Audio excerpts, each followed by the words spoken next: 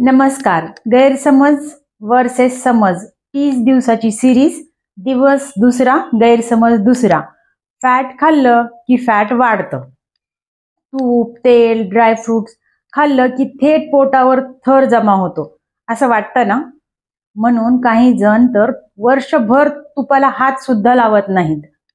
पण सत्य हे आहे की तुमचं वजन वाढतं ते फक्त फॅट खाल्ल्यामुळे नव्हे, तर जास्त कॅलरीज खाल्ल्यामुळं. फॅट हे शरीरासाठी महत्त्वाचं आहे.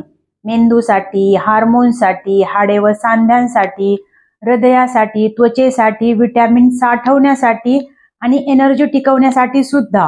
हो, डीप फ्राईड, चीज, जंक मध्ये जे ट्रान्स फॅट असतात ते हानिकारकच असतात. पण योग्य प्रमाणात नट्स, बिया, तूप, कच्च्या घाण्याचं तेल हे चांगलं फॅट शरीरासाठी आवश्यकच. तर प्रॅक्टिकल टिप, जर तुम्ही सगळं फॅट कमी खात असाल आणि भात आणि रोट्या ढीगभर खात असाल तरी वजन वाढेल. म्हणून फॅटला दोष देऊ नका, बॅलन्स आहार घ्या. जर हा मिथ किंवा गैरसमज दूर झाला नसेल तर खाली डिटेल व्हिडिओ लिंक दिली आहे, नक्की चेक करा.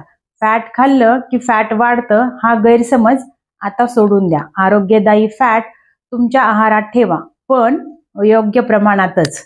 उद्या भेटू नवीन गैरसमज दूर करण्यासाठी. तोपर्यंत स्वस्त आणि मस्त जगा डॉक्टर स्वाती सोबत. व लाईक, शेअर आणि सबस्क्राईब करायला विसरू नका.